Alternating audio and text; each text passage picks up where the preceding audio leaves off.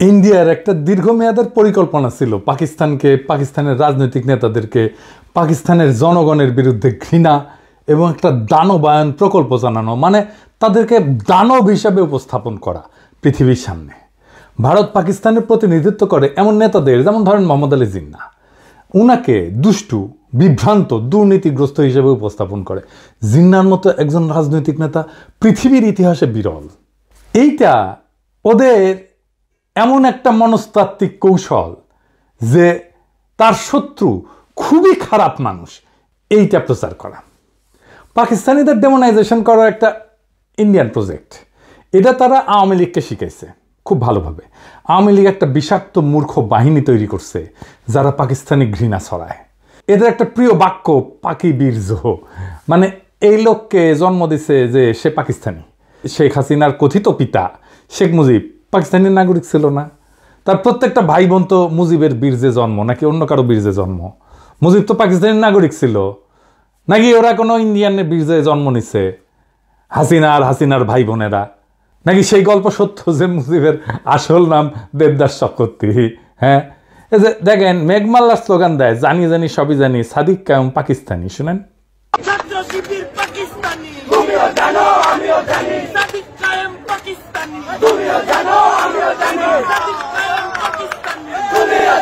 এই মেঘমাল্লারের বাপ পাকিস্তানের নাগরিক ছিল না? ওর বাপের পাকিস্তানি পাসপোর্ট ছিল না? নাকি ওর বাপের জন্ম বাংলাদেশ সৃষ্টির পরে? ওর বাপ জন্মাইছিল 1953 সালের 10ই নভেম্বর, তার মানে তো পাকিস্তান আমলে জন্ম নিছে। ওই মেঘমাল্লারের দাদা ও কেন পাকিস্তানে থাকিছিল, ইন্ডিয়ায় যায়নি কেন? সুযোগ তো ছিল। নাকি পাকিস্তানে থাকাও পাকিস্তানের নাগরিক হইয়াও তারা পাকিস্তানি না, ছাত্র শিবির পাকিস্তানি? তো ছাত্র ইউনিয়ন পাকিস্তানি ছিল না? যে ছাত্র ইউনিয়ন 1969 সালের 25শে আগস্ট বিবৃতি দিয়ে বলছে জামাত ইসলামী পাকিস্তানের অস্তিত্বের বিরোধী। ওর নিজের দল পাকিস্তানের অস্তিত্ব রক্ষায় দিওয়ানা ছিল। পুরো পত্রিকা দেখান ইডিএস সাহেব, পরে আবার কইতে পারে আমরা এডিট করে বানাইছি। দেখান ছাত্র ইউনিয়নের নাম দেখান, ছাত্র ইউনিয়নের নেতাদের নাম দেখান, প্রেসিডেন্ট সেক্রেটারির নাম দেখান। ছাত্র ইউনিয়ন শুধু না, বিপুল বিক্রমে মুজিববাদী ছাত্রলীগও পাকিস্তানের অস্তিত্ব রক্ষায় দিওয়ানা হয়েছিল। এখন পাকিস্তান খুব খারাপ। 1969 সালে 25শে মার্চ আইয়ুবের পতন হয়ে গেছে, মানে গণ অভ্যুত্থান হয়ে গেছে। তারপরের ঘটনা, তারপরে এই বিবৃতি দিচ্ছে 5 মাস পরে পাকিস্তানের রক্ষায় দিওয়ানা। তাও তারা পাকিস্তানি না, অন্যরা পাকিস্তানি।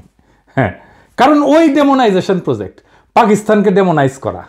শাসক হিসাবে পাকিস্তান খারাপ কাজ করে না এরকম না, অবশ্যই করছে। আমরা প্রয়োজনে সেটা সমালোচনা করব, কোনো অসুবিধা নাই। কিন্তু যেই কাজটা করে নাই, আমি কি তারে সেই কাজের দায় দিতে পারি? নাকি সেটা দেওয়া উচিত? আর যখন একজন যে কাজটা করে নাই সেই কাজের দায় তার উপরে চাপায় দেওয়া হয়, তখন তো তার উদ্দেশ্য নিয়ে আমার প্রশ্ন তোলা উচিত। আমার তো তখনই মনে হওয়া উচিত পাকিস্তান যদি এতই খারাপ হয় তাহলে মিথ্যা অভিযোগ কেন দেওয়ার দরকার হইল? মিথ্যা অভিযোগ তো দেওয়ার দরকার নাই। যারা কারো নামে মিথ্যা অপবাদ দেয় তাদের সাথে তো কোনো ডিল করাই উচিত না, তাদের কোনো কথা শোনাই উচিত না, তাদের উপরে আস্থা রাখাই উচিত না।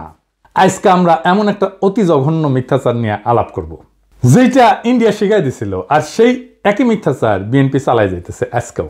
সেটা জানতে হইলে একটু পিছনে ফিরে যাইতে হবে, সেই 1971-এ। আসেন আগে আমরা সেই গল্পটা শুনে আসি। 1971-এ বীরশ্রেষ্ঠ মতিউর রহমানের গল্প।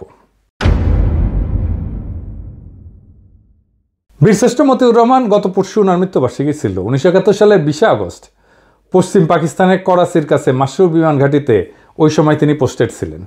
মার্চে যখন যুদ্ধ শুরু হয় তখন কিন্তু তিনি পূর্ব পাকিস্তান মানে বাংলাদেশেই ছিলেন। উনি তখন এইখানে ছুটিতে ছিলেন, তখন জয়েন করেন নাই যুদ্ধে। পরে যখন পাকিস্তান এপ্রিল মে মাসের মধ্যে মোটামুটি পাকিস্তানি সামরিক বাহিনী কন্ট্রোল প্রতিষ্ঠা করে, তখন মতিউর রহমান পশ্চিম পাকিস্তান নিজের ইউনিটে চাকরিতে ফিরে যায়। সেইখানে তাকে ইনস্ট্রাক্টর হিসেবে পোস্টিং দেওয়া হয়।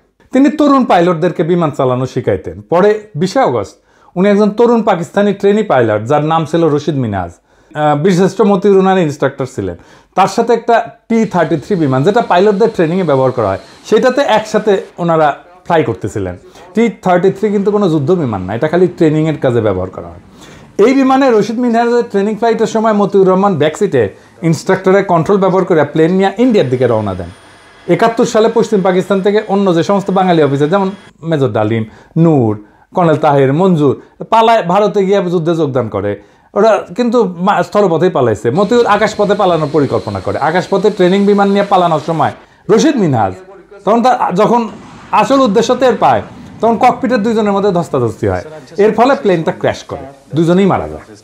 ভারতে পাকিস্তানের বিমান নিয়ে যাওয়া, নিজের জীবন দিয়ে ঠেকানোর জন্য পাকিস্তান রশিদ মিনহাজকে তাদের সর্বোচ্চ বীরত্ব সূচক পদক নিশানে হায়দার এটা প্রদান করে।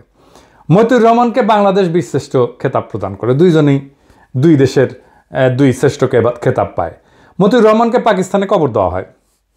2006 সালে বেগম খালেদা জিয়ার অনুরোধে পাকিস্তান মতিউর রহমানের মৃতদেহ বাংলাদেশকে হস্তান্তর করে এবং তার মৃতদেহ এনে দেশে মিরপুরে শহীদ বুদ্ধিজীবী কবরস্থানে দাফন করা হয়।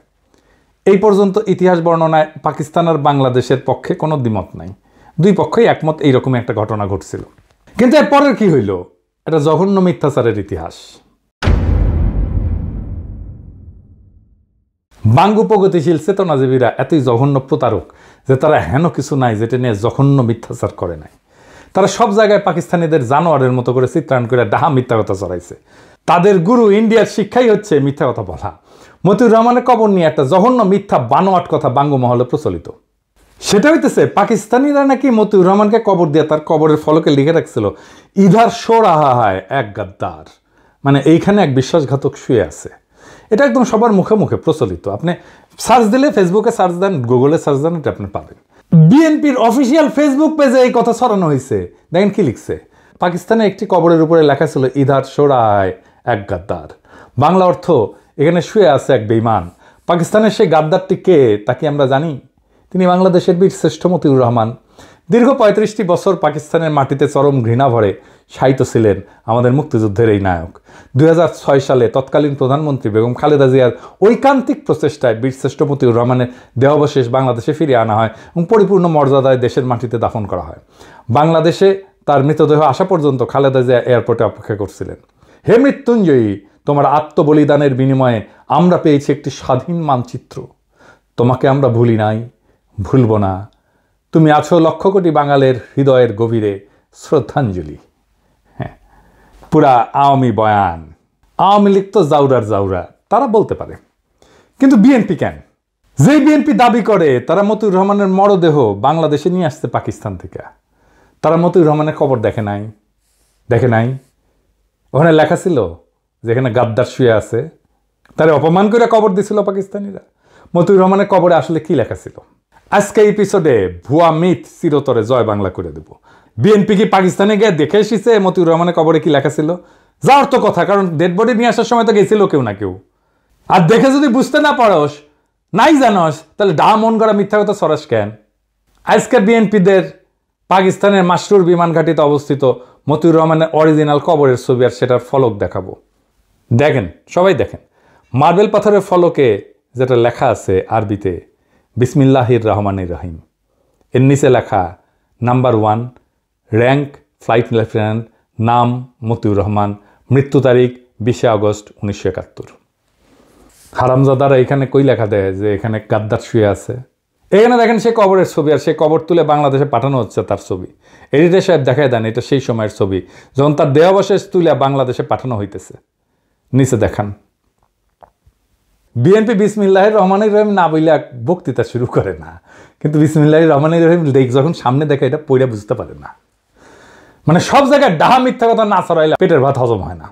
বিএনপির এই চেতনার বয়ান পোষ দেওয়া লাগে। বিএনপির মহাসচিব ভাষণ শুরুর আগে ঠিক মতো বিসমিল্লাহ পড়তে পারে না, সেখানে পাকিস্তানিরা মতিউর রহমানের কবরে মার্বেল পাথরের ফলকে বিসমিল্লাহ খোদাই করে রাখছে। এখানে কই চরম ঘৃণা ভরে তারে দাফন করছে পাকিস্তানে। ঘৃণার চিহ্ন দেখলেন আপনারা? বিএনপি তো একটা ব্যক্তি না, একটা সংস্থা না, একটা বিশাল দল।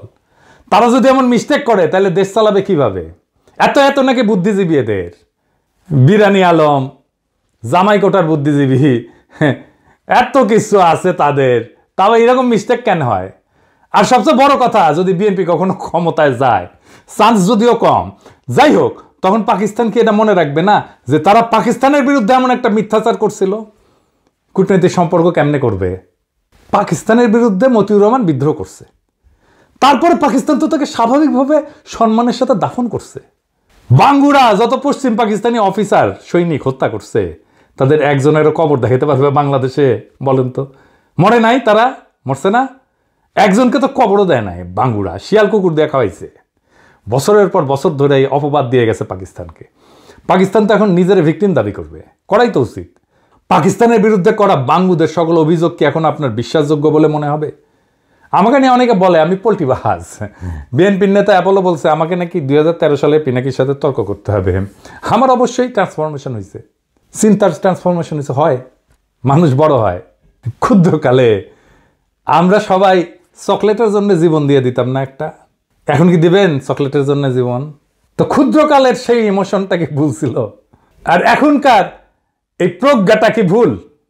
আমার ট্রান্সফরমেশন হয়েছে আপনাদের সামনেই, এমন না হঠাৎ করে হয়েছে, আপনারা দেখছেন। গতকালের ভিডিওতে বলছিলাম না যে আমি সেই গুহা থেকে বাইরে হইয়া যখন সত্যের মুখোমুখি হয়েছি তখন আমি হতবিহ্বল হয়েছি। তারপরে যখন প্রশ্ন করা শুরু করছি, যা জানছি এতদিন সবকিছু দেখি সব মিথ্যা, সব ঝুটায়। আমি একটা এক্সাম্পল দেখাই, এটা আমার প্রজন্মের যারা, আমার সাথে মুরব্বী যারা, তাদের বলবেন, ওনারাও সাক্ষ্য দেবেন। আসেন সে এক্সাম্পলটা দেখি। আমরা যখন ছোট ছিলাম তখন এই ছবিটা ছাপা হইতো পত্রিকায়, বলা হইতো পাকিস্তানি ছেলেরা লুঙ্গি খুলে দেখতেছে তার খতনা করা আছে কিনা, হিন্দু না মুসলমান। ছবিটা পাকিস্তানি আর্মির না, ইন্ডিয়ান আর্মির। ছবিটা তুলছেন কিশোর পারেক, একজন ইন্ডিয়ান ফটোগ্রাফার। যখন ইন্ডিয়ান আর্মি বাংলাদেশে ঢুকছে সেই সময়কার ছবি। তার একটা প্রকাশিত বই আছে ব্রুটাল বার্থ নামে। এই ছবিটা সেখানেই প্রকাশিত হয়েছিল। ক্যাপশনে উল্লেখ ছিল, ছবির সেনার পরিচয় উল্লেখ ছিল। ছবিটা PDF অনলাইনে আছে, গুগল করলে পাবেন, আর নিজেই চেক করে নিতে পারবেন। তো এইটা যখন আমি প্রথম ফেসবুকে প্রকাশ করি, প্রমাণ হাজির করি, তখন আমার উপরে বাংলার চেতনাবাজরা ঝাঁপে পড়েছিল। আওয়ামী লীগেরা, আওয়ামী বাকশালী প্রগতিশীল নাস্তিক বামেরা আমার পিছে লাগে কেন জানেন? প্রথম কারণ হচ্ছে বামেরা হারে হারে জানে, চিনে আমারে, আমার ক্যাপাসিটি কি, একসাথে রাজনীতি করে আসছি তো ওরা জানে আমি কি জিনিস। তারা জানে আমি কি করতে পারি, আমি কিভাবে তাদের বানানো দুর্গ ধ্বংস করে দিতে পারি সেটা তারা জানে। তারা জানে যে এইখানে কি আছে। তারা বুঝেছিল যে এই লোকটা একে একে এই ভুল ইতিহাসের মিথ ভাঙতে থাকবে, এই লোকটাকে থামানো দরকার। কিন্তু তারা বোঝে নাই কেমনে থামাইতে হবে, এখনো বোঝে নাই, পারবেও না কোনোদিন থামাইতে। তারপরে তো একে একে মিথ ভাঙতে থাকলাম। আমেরিকা এক একটাভাবে মুক্তিযুদ্ধের বিরোধিতা করেছিল, সেই মিথ ভাঙিছি না? ইসলামপন্থী আলেমেরা মুক্তিযুদ্ধের বিরোধিতা করছিল, সেই মিথ ভাঙিছি না? রাজাকারদের দাড়ি টুপি ছিল আর তারা পায়জামা পাঞ্জাবি পরতো, সেই মিথ ভাঙিছি না? ধর্ম নিরপেক্ষতা প্রতিষ্ঠা করার জন্য মুক্তিযুদ্ধ হয়েছিল, সেই মিথ ভাঙিছি না? দেশ ভাঙার জন্য মুসলিম লীগ দায়ী, সেই মিথ ভাঙিছি না? 1971-এ 30 লক্ষ শহীদ হয়েছে, সেই মিথ ভাঙিছি না? ভাষা আন্দোলনের মিথ ভাঙিছি না? 6 দফার মিথ ভাঙিছি না? পাকিস্তানি শোষণের মিথ ভাঙিছি না? সামনে আরো কাজ আছে। আমি যদি বাইসে থাকি আগামী 50 বছরের বাংলাদেশের রাজনৈতিক বয়ান তৈরি করে দিয়ে যাব ইনশাল্লাহ। কোনো বাঙ্গুর ক্ষমতা নাই আমারে ঠেকায়। শুধু বয়ান না, আগামীর রাজনীতির গতিপথ তৈরি করে দিয়ে যাব ইনশাল্লাহ। জুলাই বিপ্লবের যোদ্ধাদের অনেকে হতাশা নিয়ে মেসেজ করে, শহীদ পরিবার মেসেজ করে, আহতরা হতাশা নিয়ে মেসেজ করে। কয়দিন আগেই আবু সাইদের বড় ভাই ফোন দিছিল, মেলা হতাশার কথা বলল। আমি সবাইরই বলি, আগামীর বাংলাদেশটা আমি দেখতে পাইতেছি। ওই বাংলাদেশ আমাদের স্বপ্নের বাংলাদেশ, আমাদের শত্রুদের বাংলাদেশ না। ওই বাংলাদেশ নির্মাণের প্রথম ধাপ সকল বাঙ্গু সুশীলদের সামাজিক আর রাজনৈতিক কর্তৃত্ব থেকে উৎখাত করা। আওয়ামী লীগকে আঘাতে আঘাতে ধসাই দিছি কেমনে, আপনারাই দেখেছেন না? সেই 2021 সাল থেকে একের পর এক আঘাত করে ওদের সব বয়ান একের পর এক ভাঙিছি। ওরা ভিতর থেকে ফাঁপা হয়ে গেছে, মরালি ওরা নাই হয়ে গেছে। ওর ক্ষমতা আমরা ভিতর থেকে নাই করে দিছি। এইটা 1-2 এর কাজ। এখন এই কাজ আমরা একসাথে করবো আবার আমরা ইনশাল্লাহ। মিথ্যা হইল ক্ষমতার সহজতম অস্ত্র।